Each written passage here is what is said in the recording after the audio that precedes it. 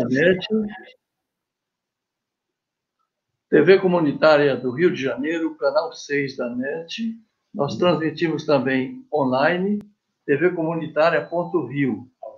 Em primeiro lugar, nós queremos agradecer a você que nos assiste. Fique conosco. Teremos uma entrevista com a professora Gleice Aboud, ela que é formada em História e também com mestrado em Educação. E temos também aqui ao meu lado, que eu já quero agradecer por ter vindo até a nossa residência, participar dessa entrevista, porque vai girar em torno. Eu não sei se você, telespectador e telespectadora, já ouviu falar de uma entidade fantástica que foi responsável, uma verdadeira escola, também de política, mas também de civilidade, de prática de coletividade, que é o Calabouço, o Restaurante Central dos Estudantes. E para falar sobre o Calabouço, a nossa querida Gleice, a tese dela versou sobre isso. Então, nós tivemos uma alegria muito grande quando soubemos, e ela citou também um livro, iniciativa aqui do Paulo Gomes, diretor também da TV Comunitária, que vai nos ajudar a entrevistar a professora Gleice Aboud. Gleice, uma alegria, viu? Nós temos aqui também, eu quero apresentar o Aquino, que também é jornalista, que está aí na parte técnica, que também vai participar, fazendo também uma colocação, uma pergunta à professora. Gleice, a casa é sua, seja aqui, esteja em família, viu? E a gente já quer de antemão agradecer pelo convite, você ter aceito e estar conosco hoje, tá? Boa tarde aos telespectadores que estão assistindo. Eu fico imensamente agradecida pelo convite de vocês para participar e contar um pouco sobre a dissertação do mestrado que eu defendi recentemente, né, que fala sobre o Restaurante Central dos Estudantes, o Calabouço. Gleice, quem vai te apresentar, você foi o contato, fez o contato com você, é Paulo Gomes, ele que também é advogado, foi militante político, igualmente como eu, que tenho 77 anos, naqueles idos, fui comensal do Calabouço, que foi o suporte para muitos estudantes, não só poderem estudar, mas para, quando chegasse aqui no Rio de Janeiro, tivesse esse apoio, né? Então, depois você vai falar também sobre como é que era, como é que funcionava, e o Paulo Gomes vai te fazer uma saudação e uma apresentação sua, tá? Bom, em primeiro lugar, uma grande alegria e satisfação estar aqui hoje nessa entrevista na Canal 6 da NET, entrevistando a professora Gleice Aboud, que eu conheci já faz alguns anos, quando no lançamento de um livro sobre o Calabouço especificamente, escrito pelo companheiro Geraldo Sardinha, o companheiro que foi um dirigente lá da luta do Calabouço, eu também participei disso, né? Então, nós lançamos lá o livro, lá na Ordem dos Advogados do Brasil, seção do Rio de Janeiro, e veio um grupo lá de Maricá, de professores, estudantes, e a professora Sandra Cabral também esteve presente. Então, eu tive o prazer de conhecer. E depois a gente foi, então, mantendo esses contatos. A professora Gleice é professora de História. Ela, além de tudo, também é uma militante política, uma ativista política e social lá em Maricá, porque ela pertence ao CEP, o Sindicato dos Professores do Núcleo de Maricá, e de forma que ela se interessou por esse tema Calabouço, que nos honra muito, todos nós que fomos comensais lá e participamos daquelas lutas, né? Quando ela defendeu a tese do seu mestrado em Educação na Universidade Federal Fluminense.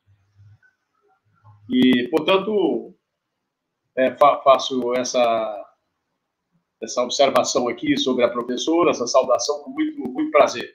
E me sinto muito lisonjeado em ter sido convidado aqui a vir à casa do nosso queridíssimo amigo e Francisco Soriano, anichado político, sacrificou lá o funcionário da Petrobras antes de 64 e foi caçado, né? Depois voltou pela anistia.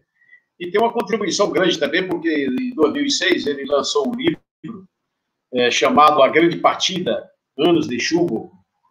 Este livro aqui,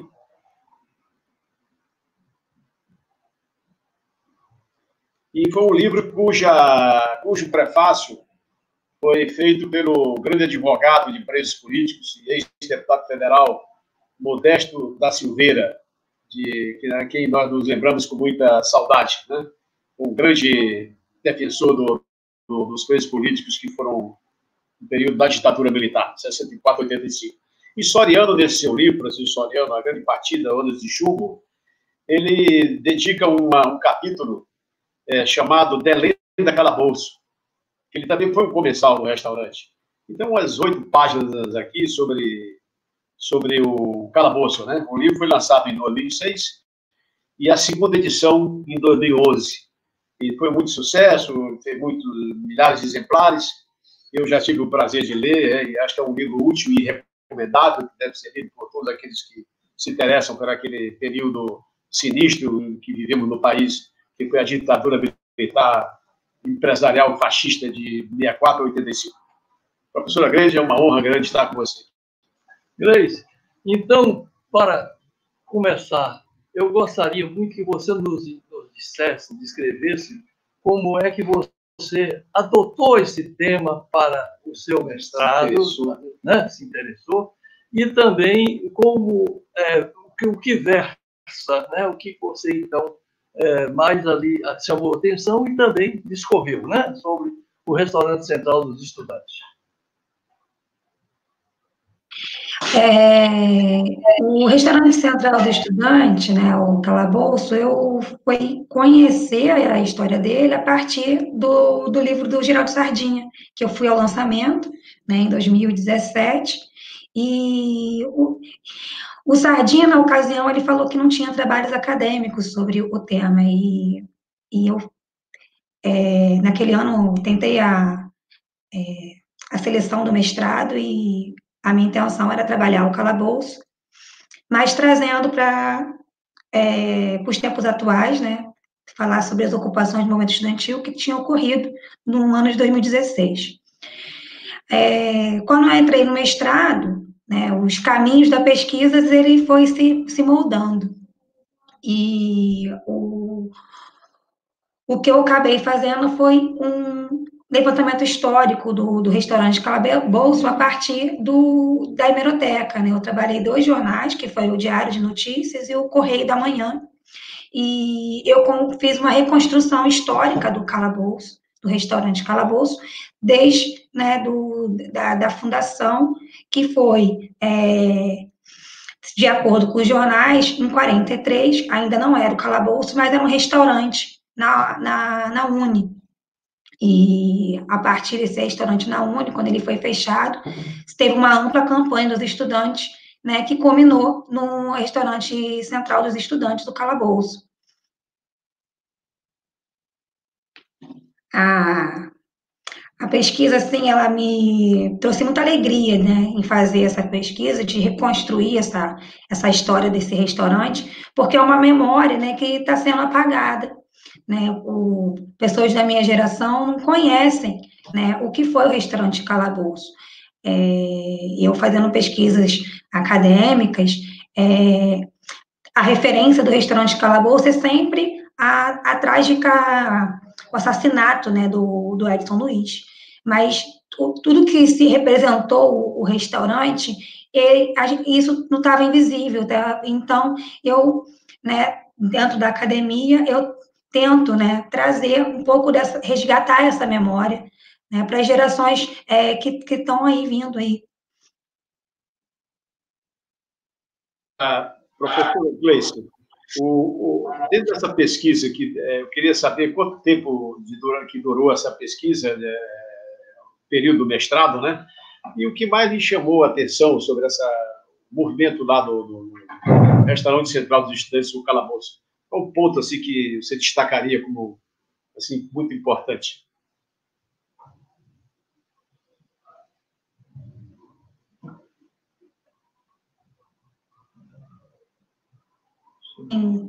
que me chamou muita atenção foi essa politização do movimento estudantil, né?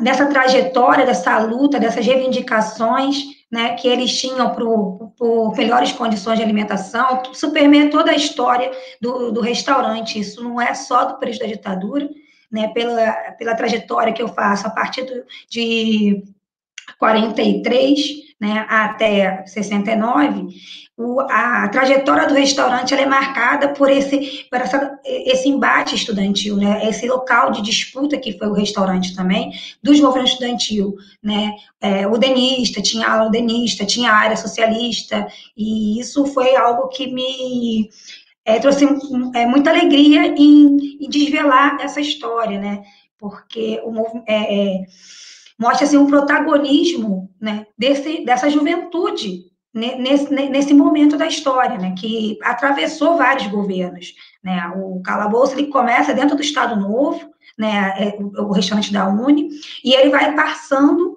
né, pelo governo Dutra, vai para o segundo governo Vargas, né, e ele tem essa sobrevida. Então, essa trajetória dele nesse período, né, ela está linkada, né, à conjuntura nacional e até internacional. Eu tento trazer isso na minha pesquisa, mas ela está o sustentáculo dela é o papel desse movimento estudantil, né, para fazer se valer os seus direitos. Soriano, Gleice.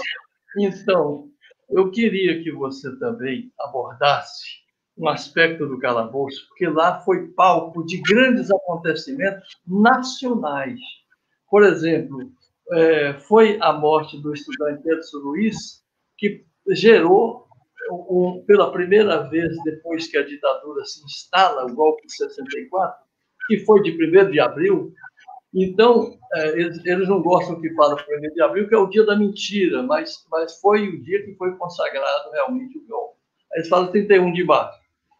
Dito isso, nós tivemos, então, uma insurreição em função não só da morte de um jovem de menor idade, né, o estudante, o Paulo depois vai falar mais características disso.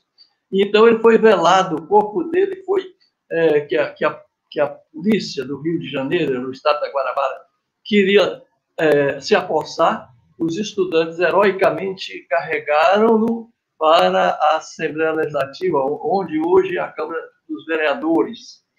E dali teve o velório a noite inteira, e foram milhares de pessoas, né? Isso está descrito também nessa história que a gente conta aqui, como é que foi a passeata dos 100 mil, que veio a dar a passeata dos 100 mil, porque teve depois a missa de 7º dia, que também foi proibida, e a cavalaria da PM reprimindo, né?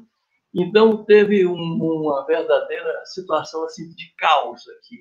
A certa altura, a PM perdeu o controle e, atos posteriores, eles puseram o exército na rua com aquelas metralhadoras em tripé. Paulo pode me explicar melhor, que ele teve mais tempo de vida militar do que eu. Eu servi exército 11 meses, mas ele ficou mais tempo como soldado também da aeronáutica. Paulo, é bom você falar isso aí.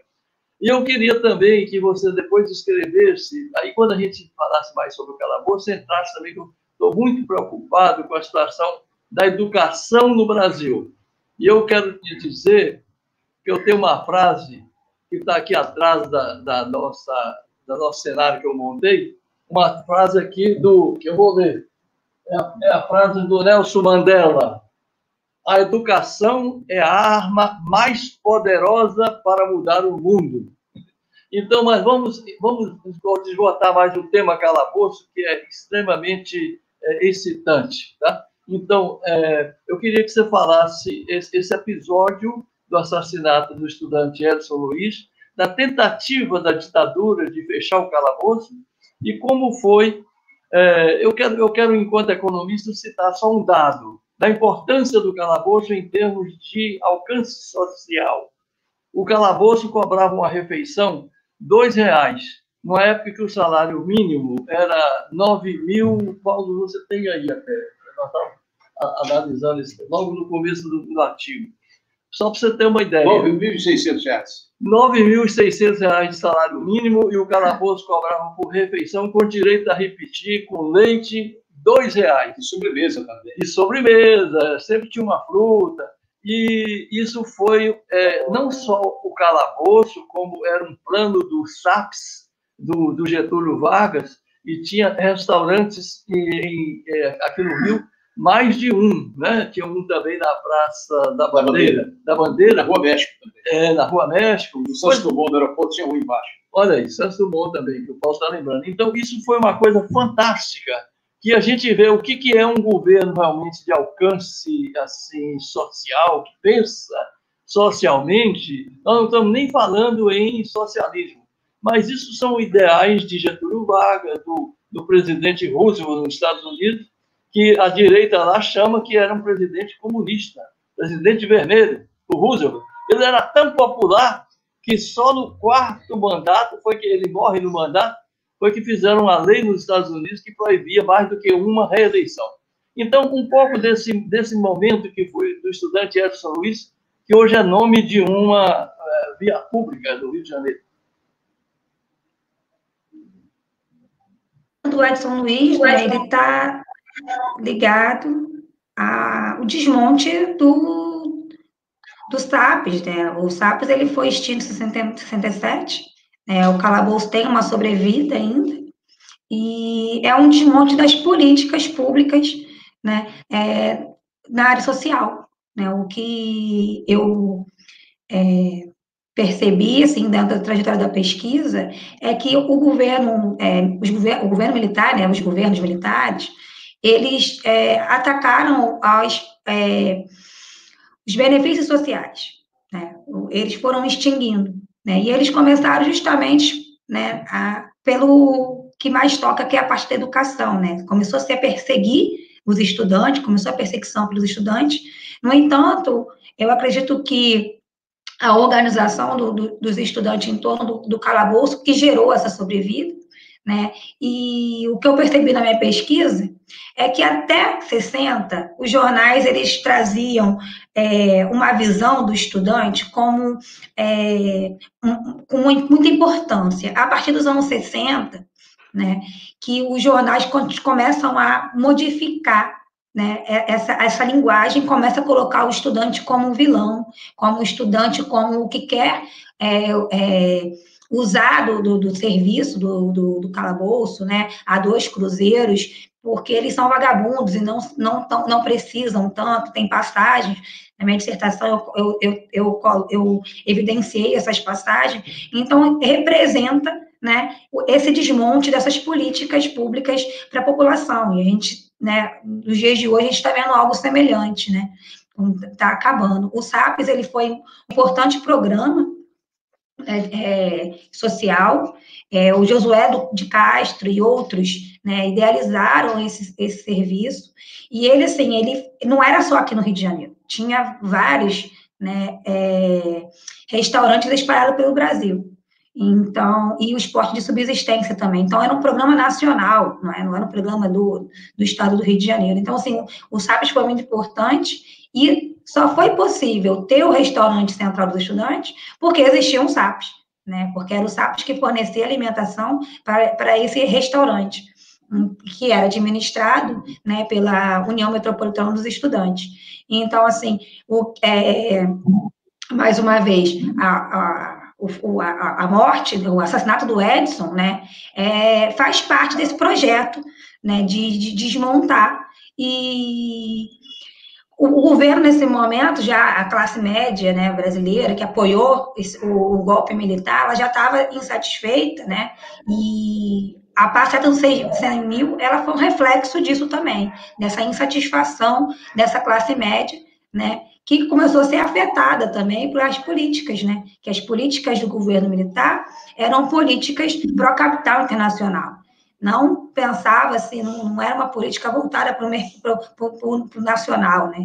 Então, sobretudo no primeiro governo, Castelo Branco, o governo de Costa e Silva, ele é mais nacionalista, mas nem tanto, né? Então, assim, Precisa-se estudar a ditadura como os governos, né? Como é que foi essa questão, inclusive, da política externa adotada pelo Brasil até então, porque no governo do João Goulart, né, teve um embate, né, entre o Brasil e os Estados Unidos na questão da política externa, né? E a gente não é um fato isolado, né? O que aconteceu no Brasil tem que se ligar com os interesses internacionais imperialistas que estavam ocorrendo nesse momento. Eu queria dar um exemplo. Nós, tanto o Paulo quanto eu, meu irmão também, o irmão dele, a nossa família, o calabouço não se resumia somente a fornecer alimentações.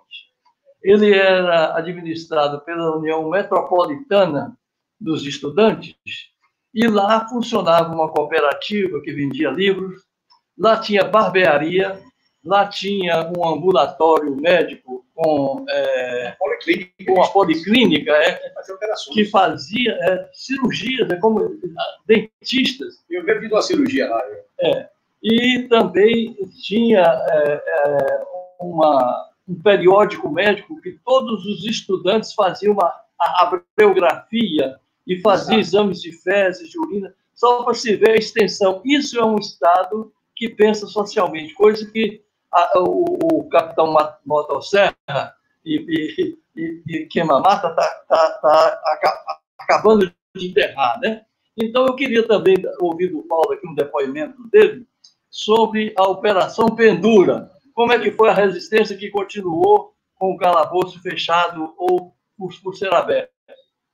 Bom, Soriano, quando houve o fechamento do primeiro calabouço, quando a ditadura realmente já estava com esse projeto para atender até interesses do Fundo Monetário Internacional, e a pretexto de que haveria no Hotel Glória ali no BAN, né, uma conferência interamericana. E então eles fecharam aquele primeiro calabouço, que fazia parte da política do regime militar de destruir a educação, a cultura e esses movimentos assim, estudantis e tal, né? Aí, então, houve uma luta pela reabertura do calabouço. E foi nesse processo que surgiram as operações penduras, que consistia o seguinte: 3, 4 estudantes, 5, assim, diversos grupos de 5, de 4, dependia.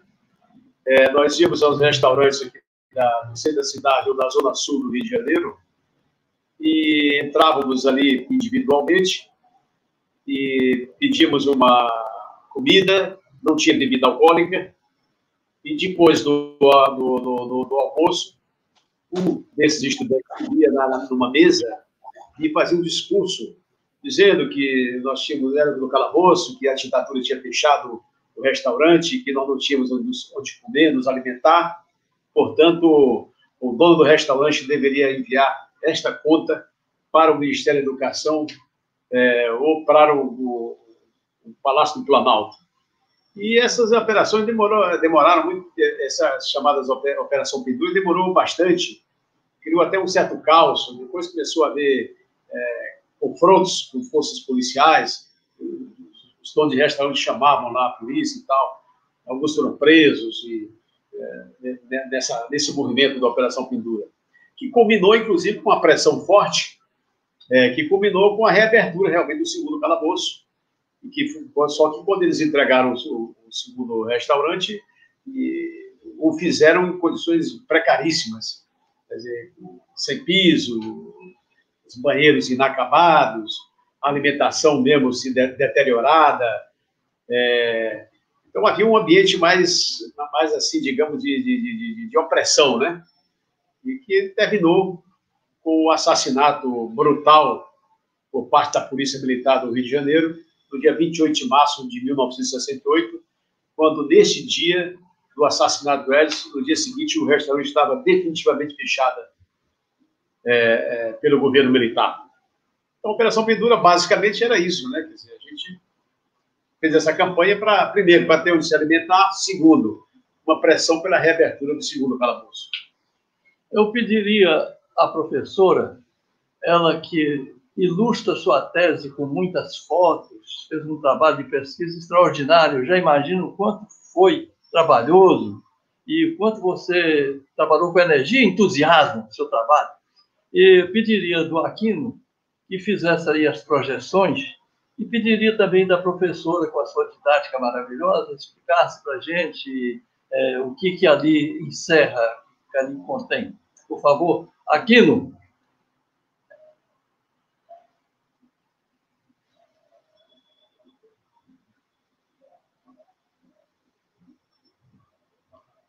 Um restaurante novo.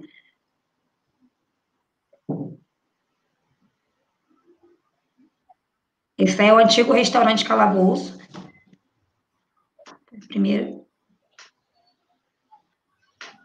Esse daí eu não sei se é a faixa do velho ou do novo. Você sabe, Paulo, dizer? Não, esta aí era do velho calabouço.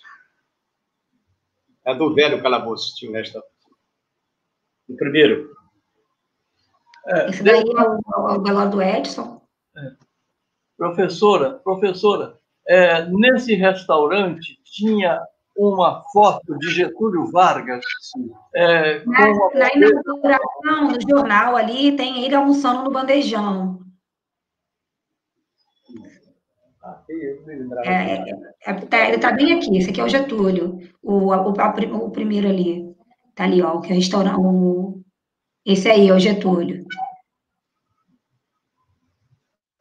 Interessante. Essa é a inauguração do restaurante. Esse daí já é o restaurante novo.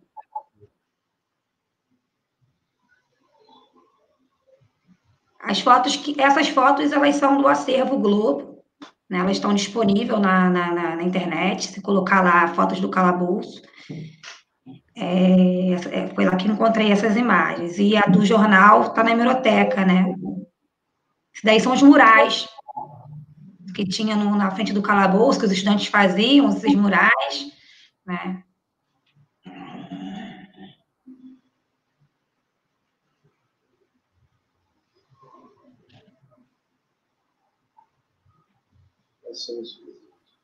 Me permita, professora, no prédio também do restaurante Calabouço Antigo funcionava a redação do jornal oficial dos estudantes aqui, o Metropolitano, e era nitroglicerina pura. Era a política estudantil, e nesse calabouço foi também palco de muitas, não só reuniões, que se tirava passeatas, porque os estudantes não olhavam para o próprio umbigo. E é sempre assim no mundo, a juventude, se a classe trabalhadora constitui um barril de pólvora para o capitalismo, o pavio se encontra, que acende esse barril de pólvora, é a juventude. Acredito muito, como disse o Gonzaguinha, eu ponho o pé na rapaziada e na mocidade. Né? Então, dito isso, eu queria só que a gente também falasse um pouco, que mais dados que eu acho que também vale a pena a gente aproveitar esse espaço. O restaurante do Calabouço funcionava de segunda a domingo. Domingo era o único dia que só servia almoço, encerrava 1h da tarde. E, em compensação, depois de funcionar como restaurante, era palco também de grandes festejos, às vezes. Então, a gente tinha festas juninas lá, finais de ano, e iam muitos artistas. Então, o que você vê a diferença de um governo popular, trabalhista, nacionalista, para um governo entreguista, de traição nacional, anti-povo, anti-minorias, né? Então, muitos projetos da juventude se realizaram ali, e a gente poderia citar centenas de jovens que depois foram proeminentes políticos que habitaram, funcionaram também, quer dizer, estiveram no calabouço, frequentaram. Viu? Então, eu queria agora, da sua parte, me falar sobre se sua tese será brevemente tornada pública. E Paulo está dizendo aqui um livro, você editasse, porque eu acho esse tema de enorme importância. Mesmo, né? Um documentário. E os seus projetos com relação à sua tese e com mais, talvez, dados que você tem de lá para cá, fazer dele um livro, que esse depoimento é muito importante.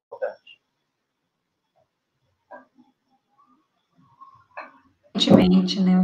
Eu defendi a minha dissertação em 21 de agosto, então eu estou em fase ainda dos ajustes para fazer a versão final. A versão final ela fica disponível, né, no banco de dissertações da universidade. E o Paulo me sugeriu que a dissertação virasse um livro, né? Tenho que aguardar, pelo menos, ao poder concluir, né, essa fase do mestrado, essa finalização, entregar, né, os ajustes que a banca solicitou, mas, assim, é um projeto bem-vindo, né, porque vai atingir mais pessoas, né. Assim, vocês estavam falando do calabouço, assim, é muito rico a história do calabouço, porque tem tudo que os estudantes conseguiram foi através de luta. Na dissertação eu mostro como é que foi para se estabelecer a policlínica, né, no restaurante, né, e foi através de uma comissão de estudantes que foram atrás, sabe, para poder que essa policlínica se tornasse realidade num período que você não tem um serviço público, né, você não tem um SUS. Né? Então, era muito importante para os estudantes a policlínica, era muito importante, né, a cooperativa de livros que funcionava lá, porque a educação é cara, o investimento caro ainda, né, no nosso país. Então, assim, o calabouço, ele representou muito para essa classe estudantil. E o que eu percebi, assim, ao longo da dissertação, foi esse desmonte, dessa desconstrução desse papel do estudante, né, um desmonte por parte de forças conservadoras, né, que começou a trazer o que era o estudante, o ideal de estudante. O ideal de estudante para esses conservadores é o estudante que não se envolve com a política nacional, que não se envolve. E todos nós somos cidadãos políticos, né? Então, não existe um estudante ideal. O estudante ideal é o estudante que luta pelos seus direitos. Né? Esse deveria ser o ideal do estudante nesse país. Não o estudante que apenas senta na cadeira, absorve e vai para casa. Né, e estuda em casa. Não, tem que entender da política, tem que se envolver nos projetos nacionais para poder fiscalizar, reivindicar, né, e melhorar a vida de todos nós, né, porque é o princípio da solidariedade. Todos nós precisamos estar envolvidos, né, nas questões pertinentes à sua classe, para poder o quê? Ter melhorias. Porque se pensar só que o governo vai fazer sozinho, né, isso não vai acontecer. Se não tivesse toda uma luta dos estudantes em prol do restaurante, não teria saído. Se não tivesse luta constante, né, dos estudantes para ter a policlínica, para que os serviços fossem ampliados, né, não teria saído. Então, a trajetória do restaurante, como eu já disse anteriormente, é uma trajetória de luta do movimento estudantil. Né? O movimento estudantil estava preocupado, não só após questões externas, internacionais, estava preocupado também com garantir, né, uma qualidade de educação, uma qualidade de subsistência. Né? A gente está falando de um período em que a fome era muito grande no país, né? E essas políticas elas foram fundamentais para que a gente possa hoje ter, né, merenda escolar. Né, foi todo esse embrião, né, dessa política do SAPES, dos restaurantes estudantis, que gerou essas políticas, né, para erradicar ou minimizar a fome no Brasil. Importante. Eu acho importante a gente sempre falar por completo o que significa as siglas. Então, você citou a palavra SAPES, que, só para decodificar aqui para o nosso telespectador e telespectadora entender, era serviço de alimentação da Previdência Social. A Previdência Social. A Previdência também estava atenta e também abrangia a parte de alimentação. Como nós estamos distantes, perdendo assim, nossa sensibilidade social e cada vez mais o individualismo. É isso que eu acho importante hoje, a gente procurar pregar e ressaltar, que a gente, os valores, aí eu quero entrar um pouco da nossa pandemia, está se vendo que nós estávamos sentados, a sociedade que a gente hoje está vivendo, desse mundo individualista, cada um se preocupar a si, a lei do Muricy, né? Cada um cuida de si. O quanto que isso é uma falácia. Hoje, a gente vê donos de restaurantes, 5, 6 restaurantes, todos fechados. E esses homens levavam para a prisão os estudantes que estavam, na verdade, fazendo um movimento político. Eles não chegavam lá pedindo filé mignon, nem o peixe, qual é esse Basejo, chefe. Não era nada disso. Depois eles panfletavam e diziam que o restaurante central dos estudantes, como você falou, o próprio SAPS, foi fechado por um governo insensível, impopular, na verdade, das elites. Pior, das elites internacionais, né? A ditadura foi colocada aqui no Brasil pelo Departamento de Estado americano com dinheiro do Tesouro americano, isso está provado hoje. Mas eu queria agora, o professor, o Aquino, que é também... Perdão, ainda não é Aquino, vai ser o Paulo ainda que vai fazer a consideração. Não, eu queria fazer o seguinte, eu acho que você levantou a questão do Getúlio Vargas. O Getúlio Vargas era um projeto, ele era um burguês, tinha um governo progressista social, o desenvolvimento do Brasil dele. Não tinha nada de socialismo, era um capitalista mesmo que queria desenvolver contra o Brasil agrário. Mas tinha essa sensibilidade ele pessoalmente foi lá na inauguração em 51, né? A inauguração, pegou uma bandeja, comeu e tal. Mas o que eu quero dizer é o seguinte, que tudo isso aí, esses problemas que existiam no calabouço, também foi constituída nessa luta lá uma sigla chamada FUEC, Frente Unida dos Estudantes do Calabouço.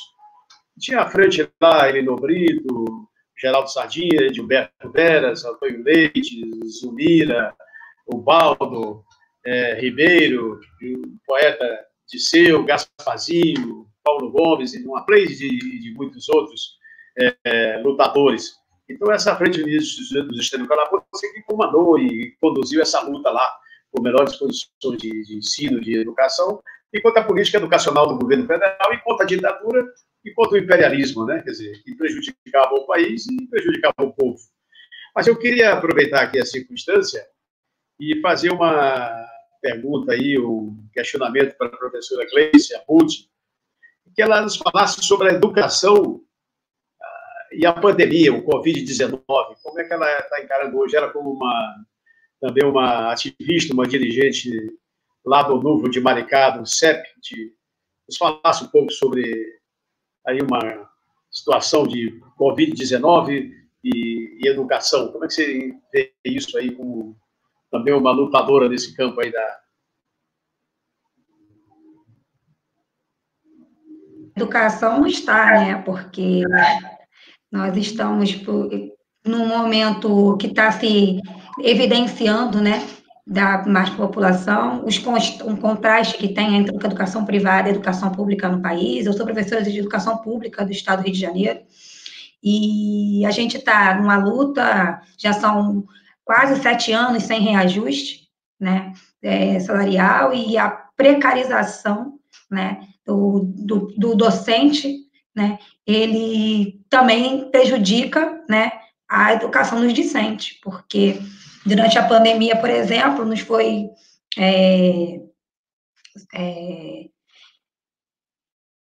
imputado um ensino remoto, que é um ensino excludente, porque o governo do Estado não garantiu nem o acesso dos alunos, né, através de chip, nem nada, né, um subsídio, e muito menos profissionais de educação, que já estão com seu salário defasado, né, e nós estamos tendo que, nos virar nos 30, aprender, né, como é que faz, e custear, né, do nosso próprio recurso, que já é pouco, o ensino remoto, que está se mostrando insuficiente, está se mostrando que não funciona, né? Eu, quanto diretora do Núcleo Maricá do CEP, né, a gente, no nosso núcleo, defendemos que esse ensino remoto não deveria existir. A gente defende, inclusive, a suspensão do calendário letivo, né?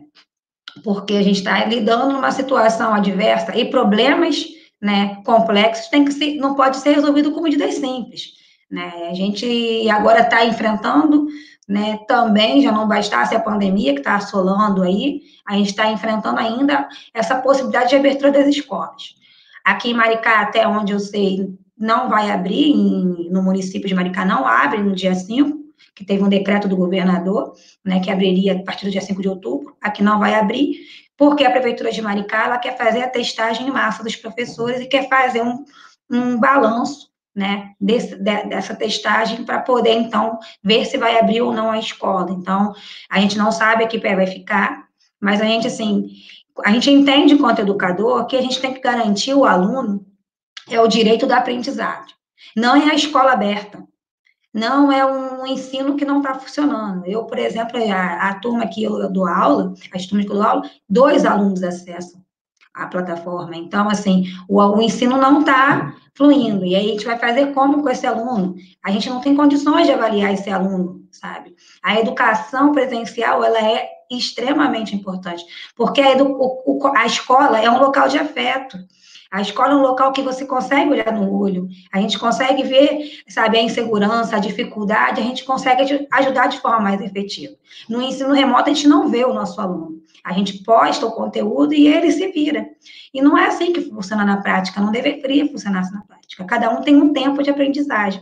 Então, suspender o calendário letivo seria o mais indicado, né, para que esses alunos tenham direito a uma educação de qualidade, a educação que eles merecem, não uma resolução simplória, né, que é o ensino para ele, como complementar, eu defendo, mas como um ensino que vai avaliar para ele ter a nota, para ver se ele vai passar ou não, eu não defendo, porque efetivamente não está funcionando. E o nosso técnico e também jornalista Aquino, para fazer aí a sua formulação e, ao mesmo tempo, a sua avaliação aí do que foi o calabouço, Aquino. Você que é a nova geração, você que é o novo poder jovem, juntamente com a professora.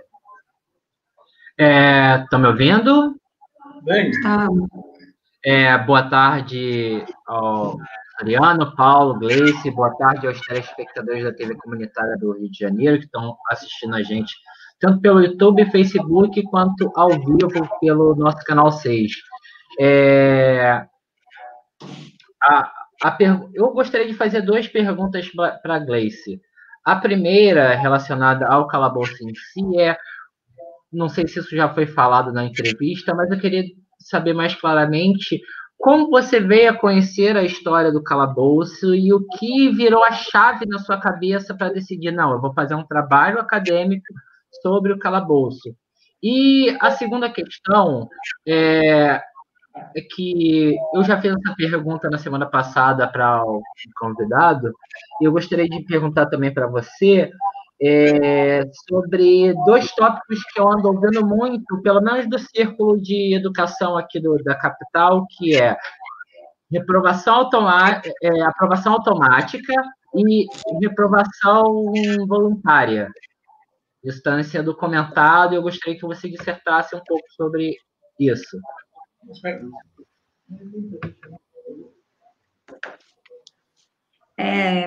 Assim, sobre o que me motivou a história do calabouço foi a própria história do calabouço, né? Quando eu ouvi o Sardinha falando, quando eu ouvi o Paulo falando, eu me apaixonei pelo tema e eu falei assim, tá aí, é isso que eu quero contar, é isso que eu quero trazer, né, a memória do povo do Brasil e do Rio de Janeiro, porque embora tenhamos o viaduto do Edson Luiz, muita gente não sabe que é ali, né, que funcionava o restaurante Calabouço. E a importância que ele teve para a cidade do Rio de Janeiro, né? O Calabouço ele não foi só importante para os estudantes, ele foi importante para a cidade do Rio de Janeiro, para a dinâmica da cidade do Rio de Janeiro. Então, contar trazer essa história, né, a memória, reviver essas memórias, né, ela é fundamental para conhecer também, né, os meandros, né, dessa cidade do Rio de Janeiro, né?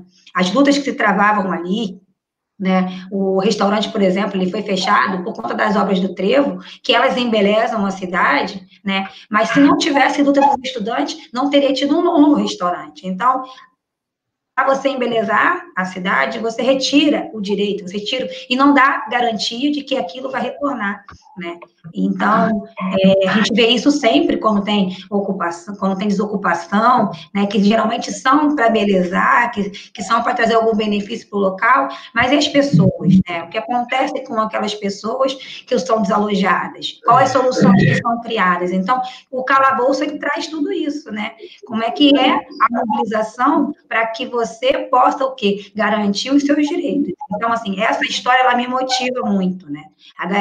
A luta pela garantia de direitos, né? Pela permanência de direitos. Então, a gente tem que estar sempre lutando, estar sempre vigilante, porque quando a gente menos espera, eles estão nos tirando aquilo que é de direito da população, né? Aí, quanto à questão da reprovação automática, né? Essa reprovação automática, ela é um problema. Tem segmentos em que a gente confunde, são escolas, né? O primeiro segmento, por exemplo, é tratado como ciclo. Então, a gente tem uma falsa sensação de que a aprovação é automática. A gente tem que ver até onde, né, que isso ocorre. Né? Na educação infantil é trabalhado com ciclo. Então, os alunos, eles não são reprovados todos os anos, eles têm que passar por ciclos, né? Na educação do ensino médio e fundamental, ou a todo parte do ensino médio, não existe essa coisa de aprovação automática. Existe os instrumentos avaliativos que a gente dá para os alunos, e os alunos, eles alcançarem esses instrumentos, eles passam, né? Agora, quanto a essa reprovação automática também, ela é alguma coisa que não existe.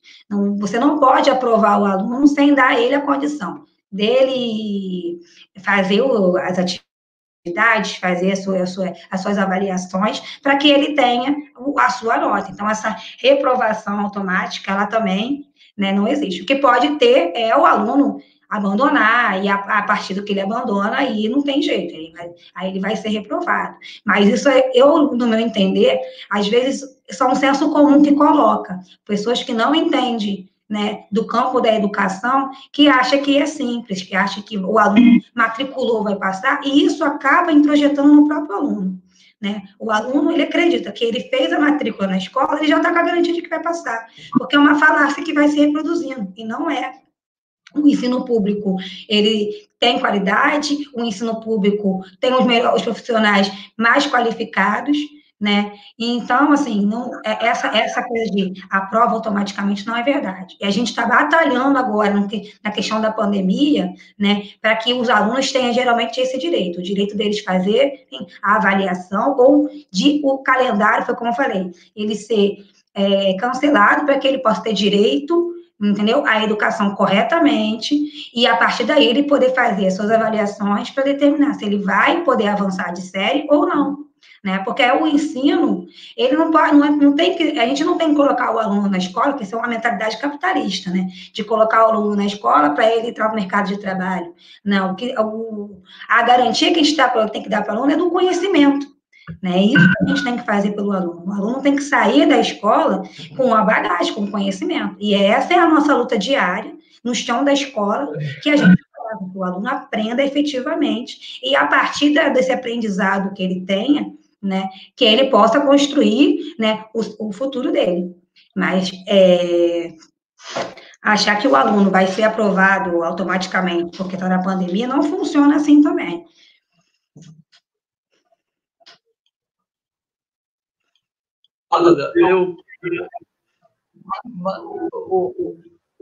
Eu queria também, primeiro eu passo para o Paulo, falar um pouquinho como foi o filme do Calabouço, ele que era o produtor principal nosso. E também, depois eu queria sua avaliação do filme que você esteve também em uma dessas lançamentos, né? Como você, enquanto espectadora, e sua impressão, que eu sei que você já falou alguma coisa, que foi muito boa a ponto de produzir em você o desejo aumentar seu desejo de falar sobre o calabouço. Então, Paulo Gomes, ele que foi o diretor principal também, dirigente principal, produtor principal do filme O Calabouço. Bom, meu amigo Francisco Soriano, camarada, né? Esse filme foi uma iniciativa, quer dizer, nossa, do Geraldo Sardinha, eu, e também contamos com o apoio, né, importante de um cineasta argentino-brasileiro, Carlos Pronzato, que mora na Bahia e vive pelo Brasil inteiro aí fazendo filmes de resistência, né? Então, esse documentário ele foi feito em que nós escolhemos ali o depoimento dos protagonistas e pessoas que participaram da luta do calabouço, quase todos, né?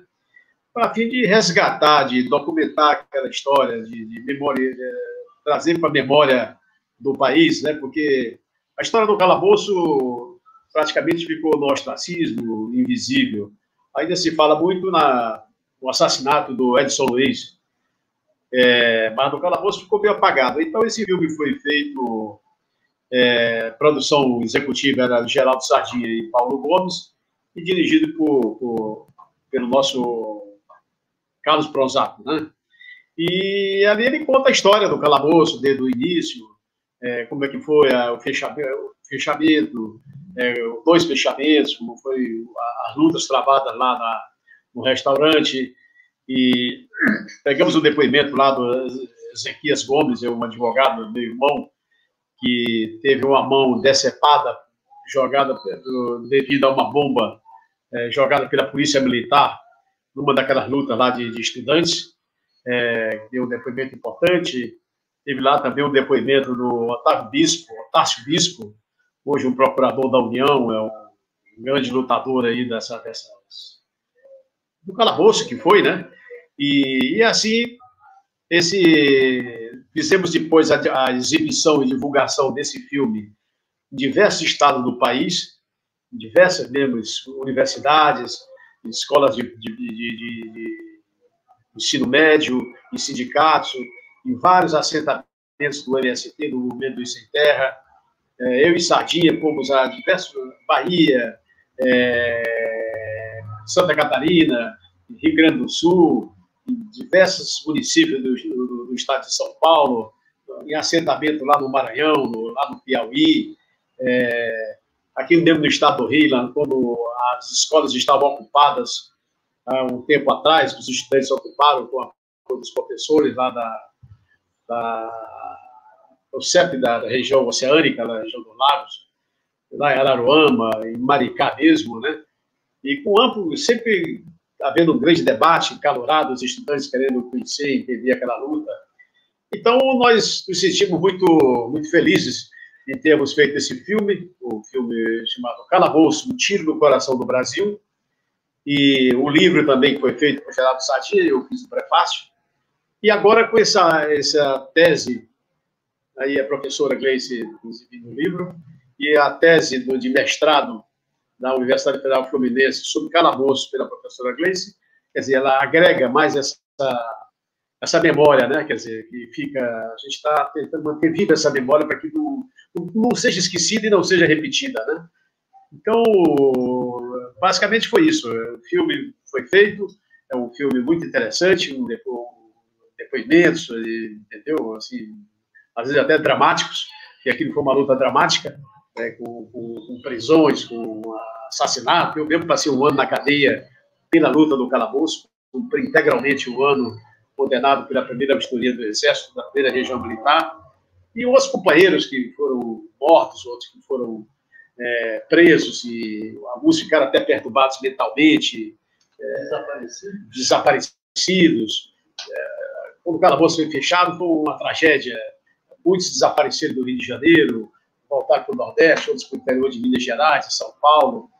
Alguns viraram até mendigos, mais fracos, talvez. Então, aquilo ali foi um drama na história do país, entendeu? Quer dizer, ele acabou de uma forma trágica, quer dizer, um assassinato violento, um estudante de 17 anos, fazendo o curso lá do artigo 99, recém-chegado no Pará, é o Edson Luiz de Lima Souto, que deu sua vida em prol daquela luta, né? E, como disse o Francisco Soriano, a insensibilidade do governo militar viu ali como um centro como se fosse uma de subversão, né? E não havia a luta por melhores condições de melhor alimentação, melhores condições de ensino, contra o regime de opressão que imperava no país, solidariedade à luta do povo do Vietnã, que lutava contra o imperialismo norte-americano, pela liberdade dos ativistas do movimento negro nos Estados Unidos, Angela Davis, que estava presa, a solidariedade com os povos da América Latina que lutavam também. Então, nós não éramos insensíveis, ao contrário, nós estávamos olhando para fora, queríamos liberdade. E, dentro dessa linha, o filme foi muito bom, o livro de Geraldo Sadia é excelente, e agora essa tese, que vai se transformar provavelmente, sem dúvida, no livro da professora Cleice Abud, vai fazer esse movimento, essa velhinha ficar acesa e não morra. A gente vai ficar aí em cima mesmo, para que essa história ela permaneça na memória das novas gerações. Esse é o legado que a gente quer que fique. E essa bandeira seja passada para os jovens e os estudantes de hoje, que criem uma consciência política e não deixem de ser dominados pelos opressores, pelo capitalismo e pelo imperialismo, né? Abaixo o colonialismo, abaixo o racismo, abaixo o governo Bolsonaro também, que tem sido desenvolvido uma política de desmonte da educação, da cultura, um governo com tendência fascista, enfim, é uma tragédia que a gente vive hoje, a tragédia política de Bolsonaro, prejudicando minorias, aí, os negros, os índios que estão sendo expulsos, violência contra os jovens negros das periferias, que estão enchendo as prisões do Brasil inteiro aí, né? Então, essa é que é a luta, que é o legado. Entendeu? Um legado tão belo que eu me sinto emocionado e muito feliz a professora Gleice ter tido essa brilhante ideia de manter viva essa história do calabouço, transformando numa tese acadêmica na Universidade Federal Fluminense, no Rio de Janeiro. Gleice, suas considerações finais, você tem mais 2 minutos, e agradecemos, sobretudo a você também, telespectador que nos assistiu, e a Gleice vai aqui fazer sua menção final, o seu recado, viu? Vai que é sua! Olha, meu recado é que a luta vale a pena, né? Olhar o Soriano, olhar o Paulo, ela mostra para a gente que toda a trajetória, né, de luta deles valeu a pena. E que esse governo vai passar, né? Como a ditadura passou, esse governo vai passar, e nós temos que estar vigilantes, nós temos que estar unidos e ter solidariedade com todas as lutas contra qualquer tipo de opressão, seja por racial, seja por gênero, e seja por pobres, ricos, a gente tem que lutar em favor da sociedade brasileira, né? E temos que nos unirmos em prol do nosso país e cuidarmos uns dos outros, né? E ter esperança, porque é a esperança que vai nos mover para poder conquistar e trazer mais igualdade para esse país, que é o que está precisando no momento, né? É o que nunca deixou de precisar e que está fazendo falta, né, com essa política que está aí. Então, assim, endosso as palavras do Paulo, né, e agradeço a oportunidade de estar aqui falando um pouco do meu trabalho e espero que outras pessoas possam dar continuidade a esse resgate dessa memória do calabouço, porque ela é muito rica, como eu já falei, e muito importante para que a gente possa entender aquele período e não deixar que algo semelhante se reproduza no nosso país. É isso. Maravilha. Então, você que nos assistiu, nosso agradecimento. E esse nosso depoimento vai passar outras vezes também. Estará disponível no nosso site da TV. Não deixa de, por favor, se inscrever na TV Comunitária do Rio de Janeiro. Nós temos lá o Facebook, o YouTube, e Twitter, e aqui é uma TV que não tem nenhum fins lucrativo. Nossa linha editorial é de independência e é como disse a professora, a gente tem que ser no sentido pleno, a humanidade total. Não é questão de ser rico ou ser pobre. Ter consciência, ter fraternidade no coração. E isso que era bonito no Calabouço, professora, porque lá eram 7.000 comensais e eram estudantes não só de todos os estados do Brasil, praticamente não tinha nenhuma cidade que não tivesse ali um estudante, sobretudo capitais, você está entendendo? E eram de todas as camadas também sociais, que muitas vezes vinha estudantes, até mesmo ricos, em caravana, que precisavam de ter um lugar onde, né, para viabilizar aquela viagem, e almoçar no Calabouço. Eu só queria fechar que no dia que o Jânio renunciou, um governo militar, um triunvirato, se assumiu dirigente da nação. Isso foi em 1961. Então, foi feito um manifesto assinado por intelectuais, estudantes, jornalistas, e o Calabouço terminou ali. Nós fomos para a Rio Branco exigir a posse do vice-presidente eleito, que era João Goulart. E o Brizola se levantou do Sul. E eu me lembro que o Calabouço ferveu. Você sabe o que é você ir para as ruas com uma bandeja e com os talheres batendo? Depois tudo era recolhido. Isso é fantástico. Ficava talvez 1 quilômetro só de distância da principal avenida de movimentação política do Brasil, que era Rio Branco. Então, isso incomodava. Olha, isso daí é um barril mesmo de pólvora. Só para se ter uma ideia da força política, da importância da estratégia que era o Calabouço. Dito isso, agradecemos a você mais uma vez. Um grande abraço a você que nos assistiu, ao Aquino, que produziu essas imagens, esse som. E estamos juntos aí, TV Comunitária, Canal 6 da NET, também transmitindo online, tvcomunitária.com. Grande abraço. Obrigado.